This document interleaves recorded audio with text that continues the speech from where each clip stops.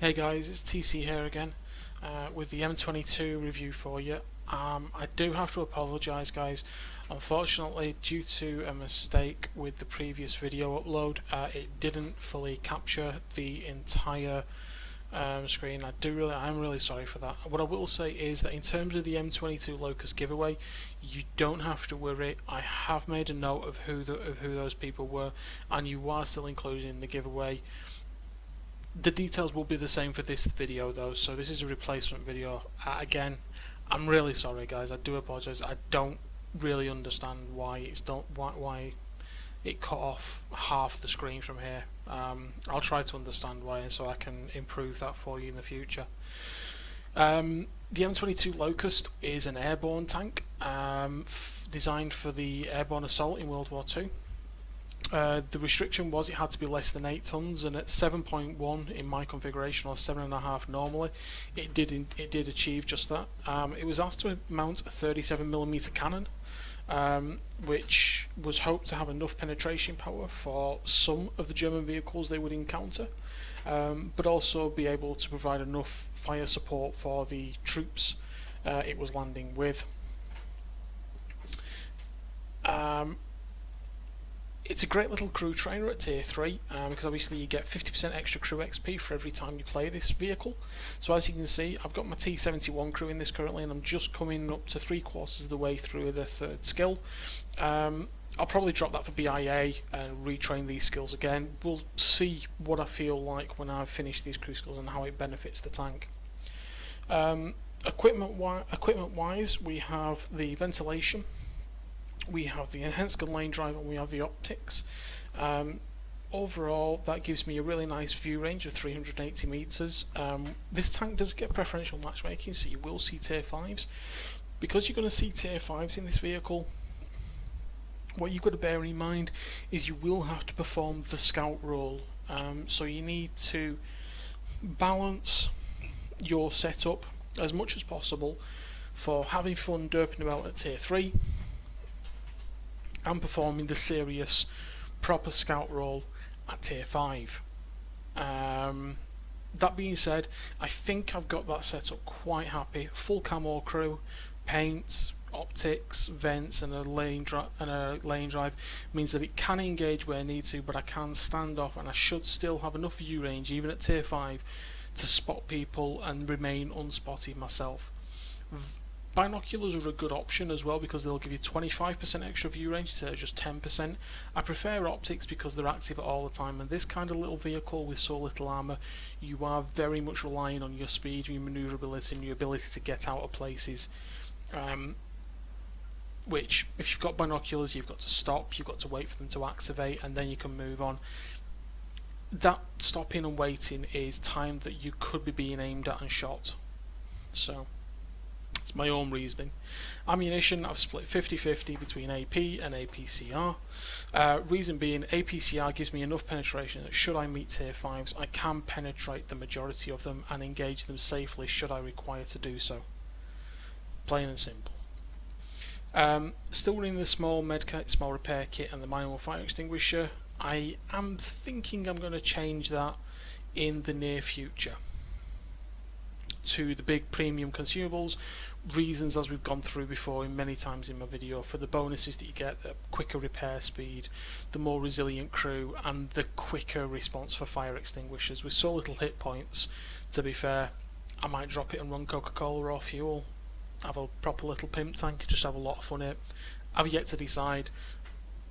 Keep an eye on Twitter, I'll probably let you know on there. Anyway, let's get into the replay, let's see how we get on. Okay guys, here we go. The start of the game, I'll speed it up. While it's speeding up, let me just show you the matchup. As you can see, it's a tier 4 game on airfield. Smattering of some good players, smattering of some new players as well. Initially, what I'm going to do is I'm going to dash over here, so let's slow the replay down to standard speed, should we? There we go. So as you can see, we're heading for the south road here to do a scouting role, and what we'll do is we'll pop up, we'll see what we can spot. So using the new physics there, being able to handbrake the tank around, what you see me doing here is backing up the hill so that should I get spotted, I'm facing the right way to get out of here, because I don't want to take much damage. We get some early eyes there on the Crusader 4, and then what we do is we go into sniper mode. As you can see, we've got an outline, so we take some shots. Get some good shots into this chap. He pulls forward to take another one from us. And we fluff another one. The Lux has been spotted, so that's our tier 4 light scout opposition. We're waiting for shots on the other side, there's no one coming. The Lux has spotted us, so we're going to rock back.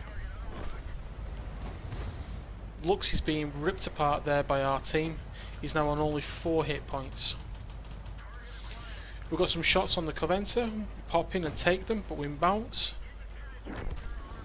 The Lux is back, we auto aim, but as we get a target, he gets taken out. So we wasted a shell there, but what can you do? And I'm going to make my way across here and scout this ridge and see if there's anything below, and then also make use of this bush here to do some bush work. And straight away it bears dividend. We've got the T40 there, and we start putting some shells into this chap. He gets taken out very quickly. There's the Cruiser 4 again, but there's no shots. We put a couple of blinding though in case we can take him out. He's behind a building, we can't see him. T46 there, heading across the front of us there. So we start to put some fire into him. First one bounces, second one penetrates. In his haste to get out, he hits the T40 and slows down. And then we preempt his drop off with another shell through there, and someone else takes him out. Oh, he actually crashes, sorry, I've just realised that. Long range shots here at 387 metres on the Panzer. As you can see, that one bounced off the hangar there, so we know he's moved away.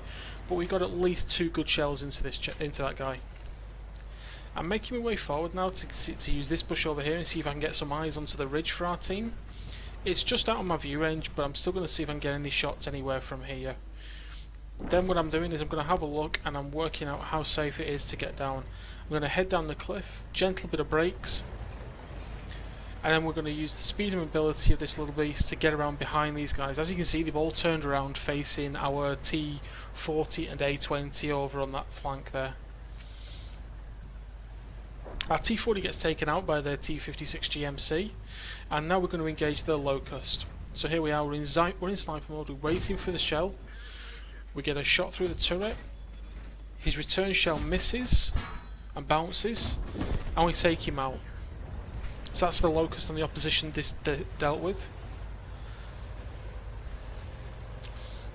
Here we go, we're going to go up into the scout location up here looking for their tanks. As we pop the bridge here, there we go, we can see them running away. We get a shot into the T56. We look for a shot on the Toldy, but there's none. We look for another shot on the T56, but we can't get any shells there. We back away. We spot the Cruiser 4 heading up the hill to take on our Panzer 1C friend. We put 1 shell. We put 2 shells. This gentleman has the pom-pom gun, okay, which fires 4 shell. We bounce off his roof again. As you can see, we took a couple of hits from the pom-pom and we take him out. Next we're going to engage the T56 and we take a big hit from the T56. We've tracked him, but now he's a partner. We're behind him, he's tracked, and he's never going to get away. So 670 damage and 4.4k of WMNA. We're going to now head and use the up ramp here through the bushes. Pushing up, and we're going to go and provide more valuable eyes for our team this way. Hetzer gets a lovely blind kill there on their Su-76M. I asked the team, please don't cap, I want more damage. Because it's a really good game this, and I think we've done really well. I use auto aim, I'm down to APCR shells. I'm actually aiming for the M3 Lee here, but I'm shooting the Panzer 3 because of where he is. I stop, I aim, and we kill him. That's the end of the game, and another great showing in the. Here's the post game results for this game, for that game. As you can see, a mastery badge with the duelist, the fighter, and the fire for effect. We got around 3000 XP there for our first double of the day in the tank, with 35,916 credits. As we can see, the total WN8 for the game was 7,121 in this case. In terms of the team, with 1000 base experience, we are clearly top of our team there with 838 damage. Nice game in a tier 4. Nice game in a tier 4 maximum game there in a little tier 3 premium tank. Detailed results show that we fired 44 shells, of which 32 hit and only 24 penetrated. 164 damage of over 300 meters is actually quite good for such a small tank with such a low penetration gun. And we spotted 590. After expenses and because we fired some premium ammunition, we made 19,547 credits. When you consider that these kind of tanks are aimed for people who are just starting to the game and are working your way up, and you're picking up your first tier 3 premium as you've got your first tier 3 tank, those kind of credits really helps people to move on up and gives you a balanced increase as you go up. So what I've decided to do, guys, is as a thank you for 45, 46, 47 followers now on my YouTube channel, I'm going to give an M22 away. Dead simple. All you need to do is be a follower on Twitch, be a follower on YouTube, hit the like button on this video and drop a comment, and I'll pick one at random next Wednesday. So yep, I hope we can do that for you. In the meantime, guys, see you on the battlefield. Have a good time. Cheers. Bye now.